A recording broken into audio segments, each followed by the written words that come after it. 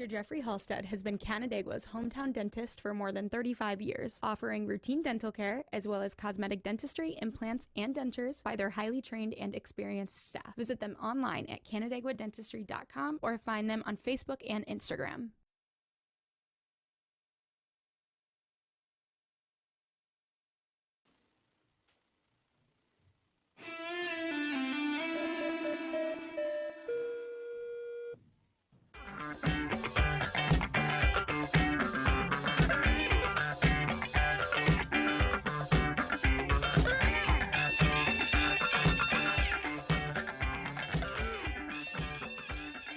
Hello, everybody. Welcome into the FL1 betting podcast here on FingerLakes1.com. Paul Russo, Kyle Evans, and joining us back in the studio this week, Jim Sinicropi. Week 12 of the NFL is upon us. Get our picks in for those, recap the picks that were from last week and whatever else pops up. But first, we got to handle a little podcast business. Thank a couple more of our sponsors, including Cicino's Pizzeria and Restaurant. You can visit Cicino's Pizzeria and Restaurant, their original Waterloo location, or all-new renovated location in Geneva. Dine-in, takeout, delivery, catering, and banquets. You can order online at Cicinos.com as well. Live, laugh, and eat well. It's the Italian way. And Finger Lakes Partners. Get the insurance you need from the people you know at Finger Lakes Partners Insurance. The Finger Lakes Insurance Agency for your home, auto, or business. Get a no obligation quote today at fingerlakesinsurance.com. Jim, good to have you back in studio with us this week.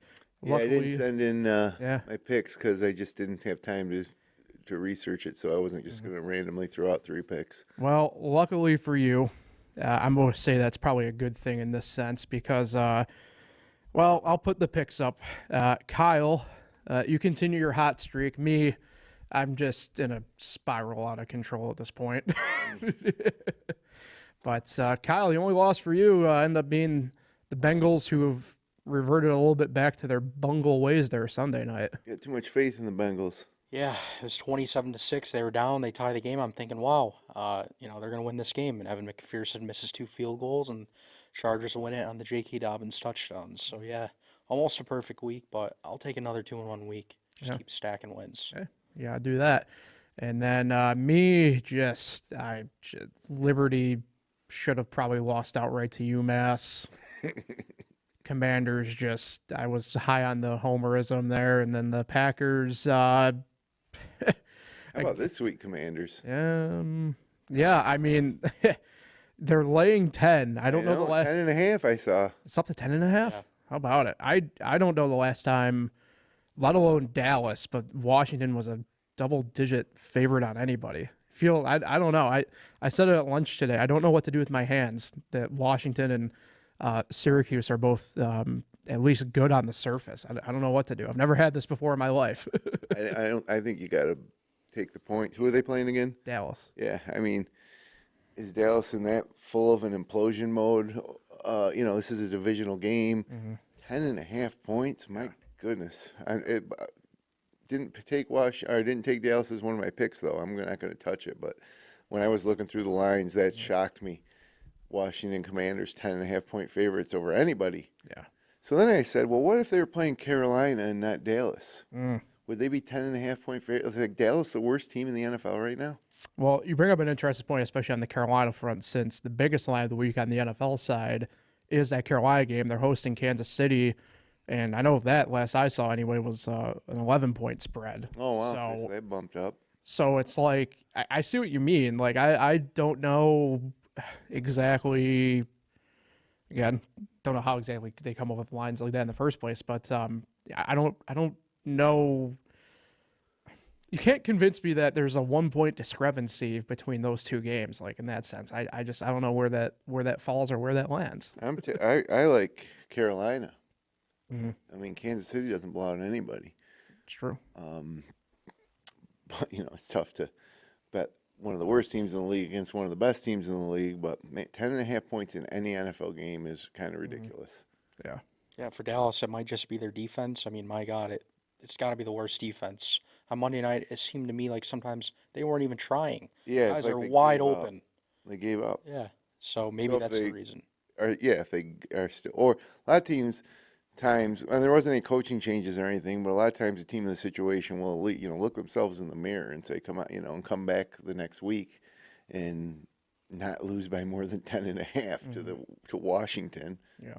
But I don't know. I can't touch it because I don't know. Dallas is a dumpster fire right now, obviously. Where Carolina, they're still hanging around trying. They've played some tough games. Who did they kill this year? The Bears, was it? They actually blew a team out this year. Maybe it was the Saints. I think Saints or the Bears. It was one of those two. I can't remember exactly. But But- I mean, they Raiders. it was the Raiders. Okay, so I mean, they Same thing. I feel more comfortable in looking at those two big spreads to take Carolina and probably stay away from Dallas. But usually, anytime there's a double-digit spread in the NFL, you could bet to take the underdog. Yeah. Yeah, that was me the last week. Which game was it? We were talking about a little bit, Kyle, last week. What was the 13.5 game? Oh, Detroit and Jacksonville. Yeah. Where that one definitely didn't No. didn't cover, but it's one of those ones where you look at them like, if you're going to do it, you almost have to do Jacksonville in a way, just because it's like double. Like I said last week, it's a near 2 touchdowns they're giving you in the NFL. It's like, it's crazy. 52-6, the final score in that one. Unreal. Yeah, it really And is. I don't know if you noticed, Jacksonville scored first in that game on That's a field true. goal. Oh, Yeah. And then it was just all Detroit. Yeah. They did whatever So- they wanted. Detroit's the best team in the NFL right now. Does anybody disagree with that? Oh, I do agree. You do agree. Yep. Yeah. And then the Bills. And then I think I would still go Chiefs 3. And I don't know 4 or 5. I'm putting the Eagles or Steelers. Like, I don't know which order. But that's my top 5 as of right now after 11 weeks. Yeah, hard to believe Steelers are in the conversation. They played tonight, Thursday night, against Cleveland. So, and again, if we're talking about Pittsburgh being one of the top 5 teams in the league, and they're playing this Cleveland team, I mean, Winston has done okay since he's been back, but I think that line was 3.5. Yep. You got to go with the Steelers if you believe that, right? And the snow and rain and wind tonight in Cleveland. Which favors Pittsburgh much more than Cleveland, I would think. Yeah, Nick Chubb hasn't really gotten back to his usual form yet. So maybe. I don't know. I kind of view it more as a toss-up in that sense. I don't know. I went to a weather game in Cleveland one time. This one's more on the win side of things. It don't favor nobody at that point, man. Like, Might that go portion of under. It's a toss-up. 36.5. It might go under. Yeah. And I don't know. I don't know what to think about the game. Well, look, Pittsburgh's defense, credit where credit's due. They're kind of carrying the team for what it's worth, in my mind. And if there is a bright spot for Cleveland, it's definitely the defense, which has kind of been their stakehold the past couple of years for sure. I don't see it's it this not year. that great, but Last year they were great defense. The year before that they were a great defense. they're not. This year, Trust me, they're not as good. But if there is a bright spot for them, it still is probably that defense. But Well, I don't like picking Thursday night games on this podcast Right. because we go to air Thursday afternoon, and I think people might watch it on Friday and Saturday. But I really like Pittsburgh tonight. I don't care what the weather is. They'll probably win on all field goals again for the 3rd time this season. shout out my guy Boswell. Yeah, he's making them all too. I think 2 from 50 plus last week. Yeah. He's been Yeah, really good. We'll see how he gets used tonight, especially if the weather comes into a fuller effect there. Yeah, I don't know. It's the NFL. I don't think there's anything else to really touch on. I mean, I don't think College there's basketball anything crazy. season. Yeah, I had success in the past couple weeks taking the 40-plus point underdogs. And the main reason I like that theory is that none of the bad teams are quite as bad as they ever were because they have some older guys now, upperclassmen, transfers in. And these top teams aren't as good as they used to be because turnover. guys are going one and done or they're going to other schools. Every year is a new team. So early in the season, when I see Mississippi Valley State grabbing 40.5 against Kansas State or whatever, I'll take the 40.5, and I've won across the board. Yeah, that one. Every single time in the past week. So me and you, the people who are consistently tuning in, know that me and you kind of view that stuff. Not quite at the opposite, but we have two different trains of thought. But I stayed away from that game. But it was interesting because I was keeping tabs on it. And Mississippi Valley State got the first bucket of the game, and the line went from 40 to 24.5. Which was ridiculous. And Shouldn't even matter. I know the Delta Devils, pride of, you know who their most famous alumni is, right? Have we done this on here before? Mississippi Valley State, it's a wide receiver in the NFL, isn't it? Jerry Rice? Yep, Jerry Rice. There you go. They were down 5 at half, and I know they easily covered the 40. I can't remember if they quite covered the 24.5 off the top of my head, but I mean, yeah. I don't remember. I just know I wasn't worried about the 40.5. Right. Yeah, I know you didn't. There was nothing to worry about there. I know that, but yeah. I mean, it's interesting because I get more into those lines when we get kind of not quite the opposite of like what you're saying, but later on in the year where you kind of know who's actually like good at that point and know who's actually bad at that point. So do the odds makers. Yeah. That's why I think it's an opportunity this time of year, pre conference play, I guess, where I just think there's some real opportunities out there because of crazy lines like Mississippi Valley State 40.5 and then being down only 6 at halftime. I mean, that just shows that line was not even close. Yeah. Plus, the beauty about this time of year, too, is like today we had 11 a.m. basketball to look at. So. Yeah, and they're on the course at the RSM Classic. Yep. I was looking at it, and I don't bet before the tournament start anymore, but Keith Mitchell had like really long odds, and he's like winning by 3 right now. He's R6 under. He just bogeyed. What was the name you said a couple of weeks ago to keep an eye on? I can't remember. Max Greiserman. Okay. No, not him then. I thought whoever won this past weekend for whatever reason. Nico Escoveria? Yeah. No, it wasn't him. Either way, yeah. James Madison, though, victorious over UIC earlier today. So that was a 3-point line, and I think the Dukes won by like 17 or 18, something like that. Yeah, I got a Dukes tie-in with one of my picks this week, too. Uh-oh. All right, let's get to him then. How about it? Kyle, since you won the week last week, your choice on the coin Everybody flip. should listen to Kyle and Yeah, perhaps no. tail Kyle because he's like Tail Kyle, fade me. he's won what? Basically 2 wins for every loss. Pretty much. 20-12-1. Yeah. 20-12-1, pretty good. Tough to beat. This is tough because I want to touch the game tonight, but then I'm worried that like the Steelers could win, but it'd only be by 3. This is the beauty of it, Kyle. You won the week last week. He's It's kind of like winning the coin flip. You have the preference of going first, deferring. It's up to you. I'm gonna roll with it. If you don't like that, and you actually bet it tonight, why not just tease it to 2.5? Yeah, let's do that. 2.5. Well, you can't for your pick for this show. No. In IRL, yeah, but not In here. real life, No, I'm not gonna touch this game. At least for this show. I'm gonna start Lions -7.5 at the Colts. let it roll with the Lions. Give me a second here. I can get you a flat 7. Perfect. It's even better. Buccaneers -5.5 at the Giants. Okay. Yep, that's what the Broncos -5.5 at the Raiders. okay. Is that good? You got it. had to scroll to pick it quickly here to make sure we got those. Okay. Yep, you're good to go on all of them, Kyle. Perfect. I'll go. Well, I feel bad here, Jim, because I think me and you might have at least one of the same pick since you kind of said No, I don't think so. okay. I'll go then here. I got 2 college and 1 NFL because I don't know what the hell I'm doing at Me this too. point. 2 college, 1 NFL for me. I'm going SMU -9 at UVA. I think the Mustangs have some improve here to the rankings, so I think they'll kind of stick it. I agree. A lot though against a good, decent UVA team. Yeah, this is where things might get interesting. I got James Madison -7 at Appalachian State. I like it. I'm laying the Revenge touchdown. game for the Dukes. Yep, I'm laying a touchdown with the Dukes. App State, still pesky enough, but if I can hang the touchdown, I have a problem with that. Now I'm doing Detroit, Indianapolis over 49.5. Oh, going over. So we got a side and the over. Yep. It's at 50.5 now. Well, I caught it at the right time then, apparently. So, but yeah, hey, that's what I'm going with. I don't know what I'm doing. I'm in the negative on the bankroll. This damn the You gotta torpedoes. believe in yourself. I got some good picks this week. First of all, I got the West Virginia Mountaineers +2.5 at home against UCF.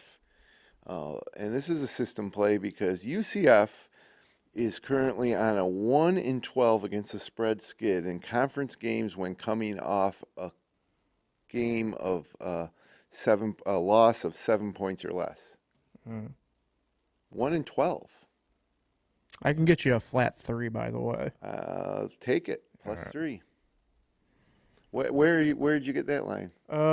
This one's via ESPN bet. Okay. Yep.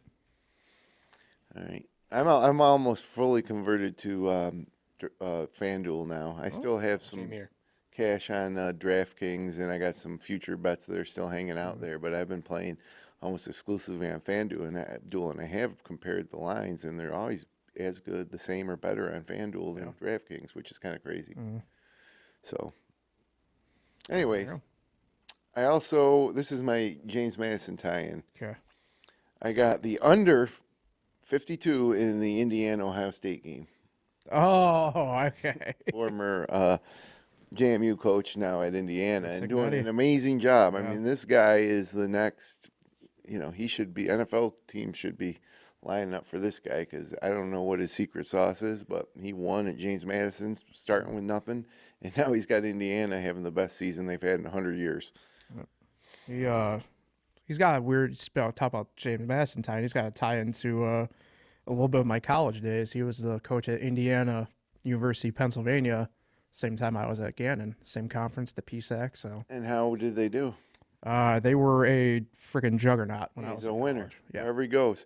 But I didn't take him to beat Ohio State or against the spread, but I just think another system deal here.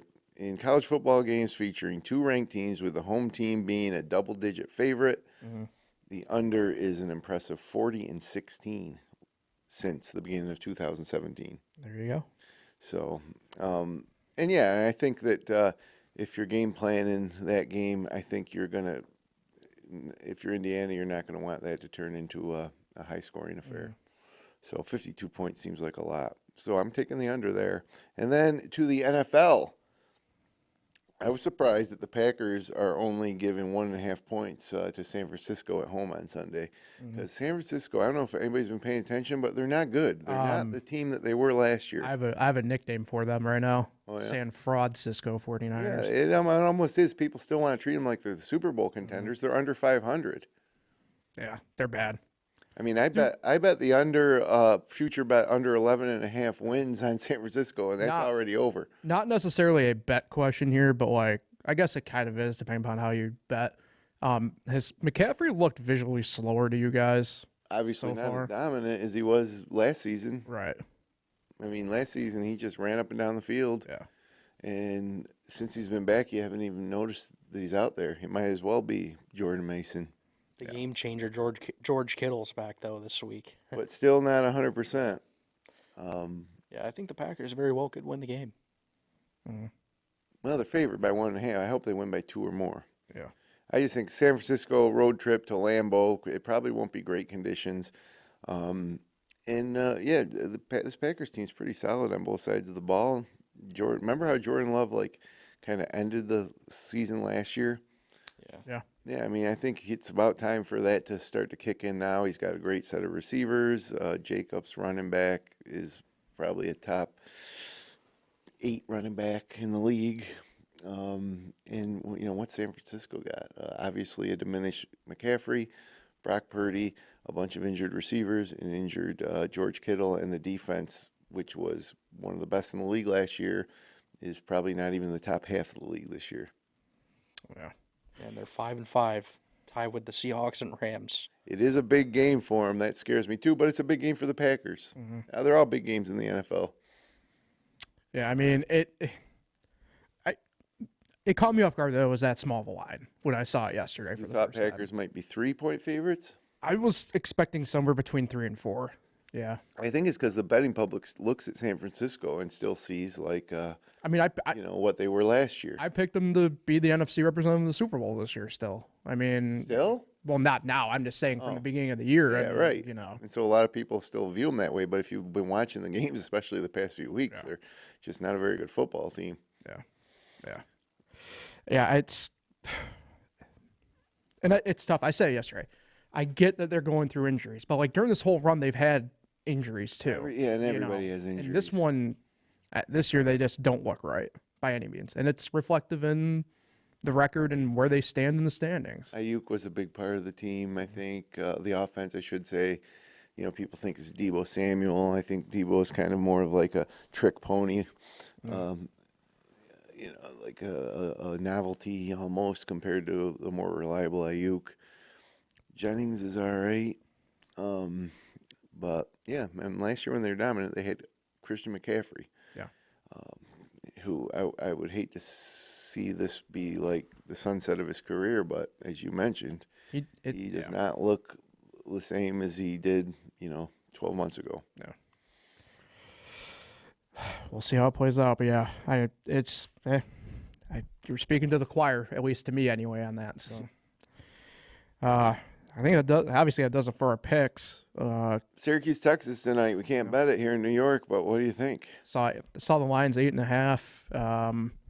Fandom wise, this is going to be the biggest test yet. Obviously, hasn't looked great so far, but I don't know. I've seen them 3-0. I've seen them in person now, including exhibition 3 times, 3 of the 4 games, or 3 of the 5 games, and they aren't good defensively. We'll see tonight. I should go back to the zone.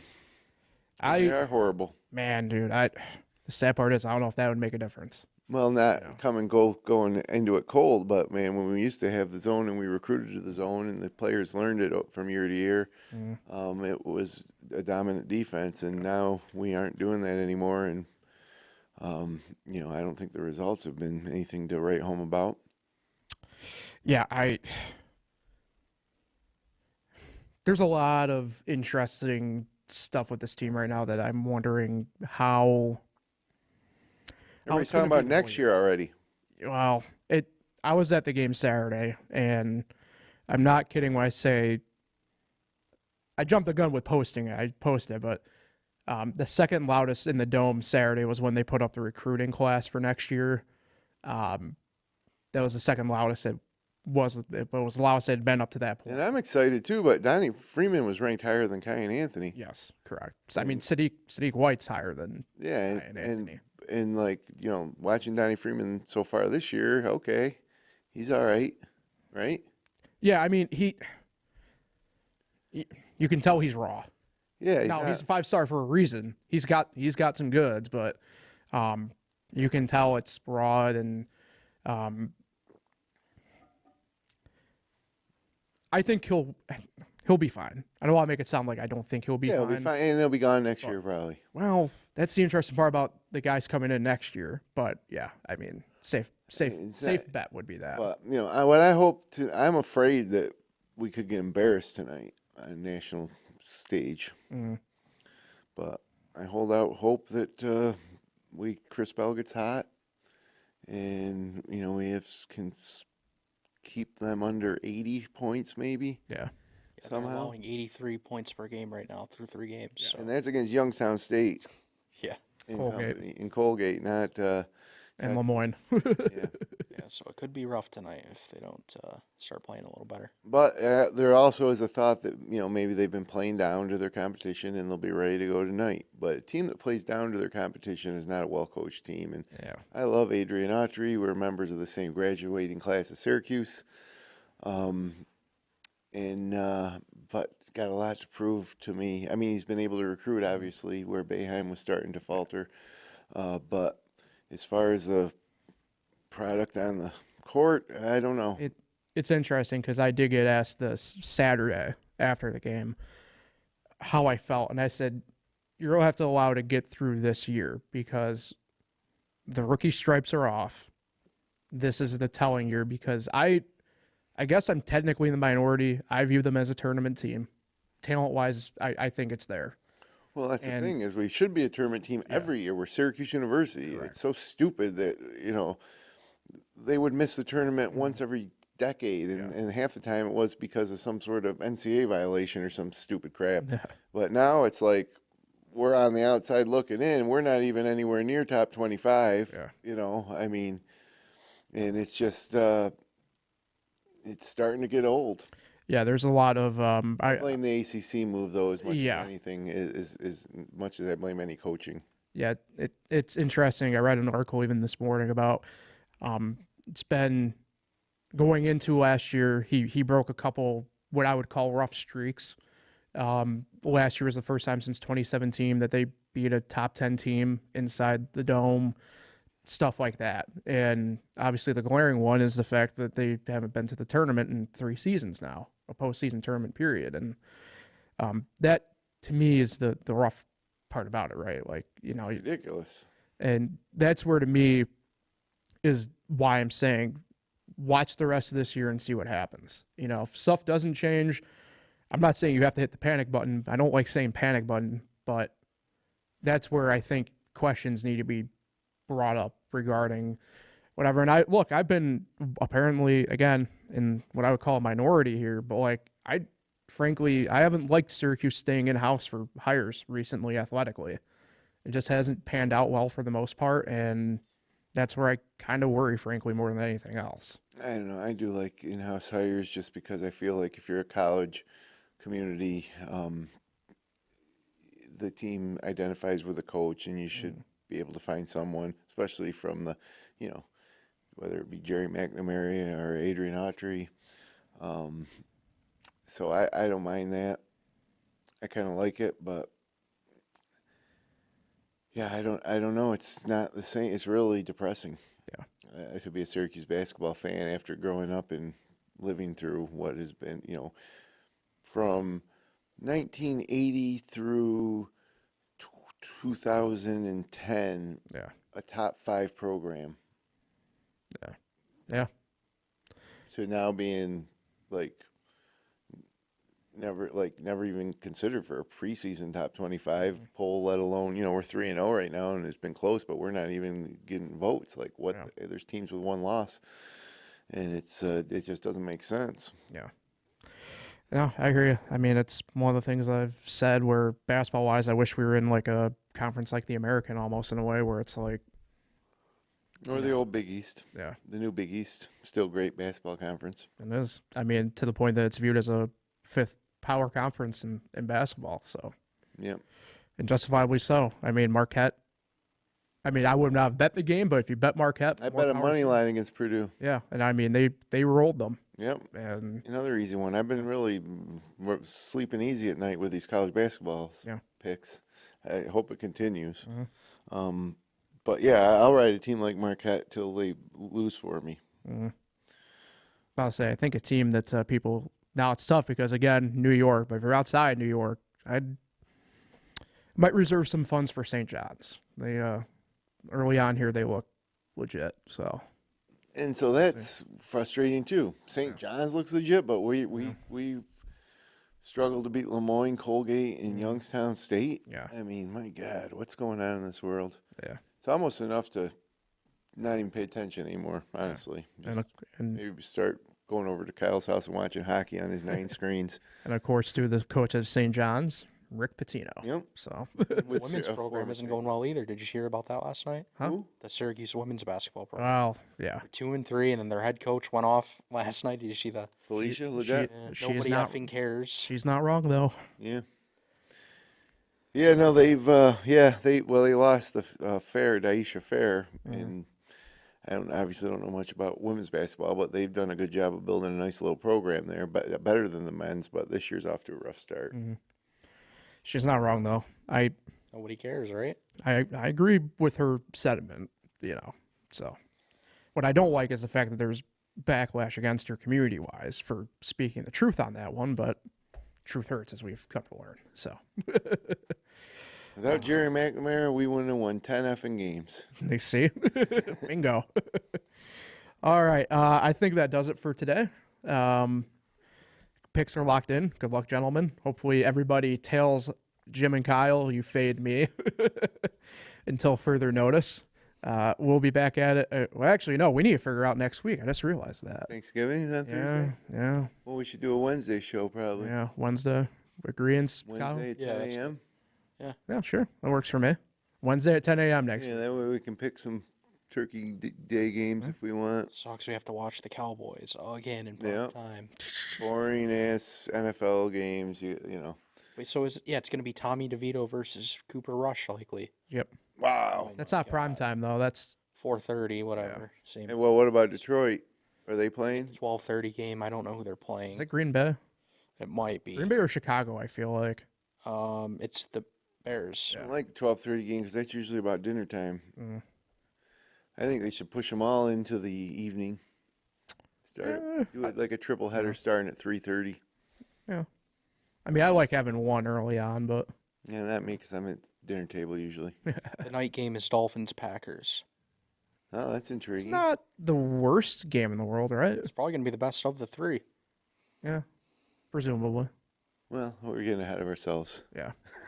We'll wait until 10 a.m. next Wednesday to determine that. So we'll be back at then for our FL1 betting picks and everything like that. So good luck, boys. Good luck, everybody else. We'll talk again next Wednesday. Appreciate everybody for tuning in and watching and listening. Haven't already, subscribe to YouTube, major podcasting platforms, Spotify, Amazon Music, everything out there. Appreciate everybody for tuning in and listening. Talk again next week.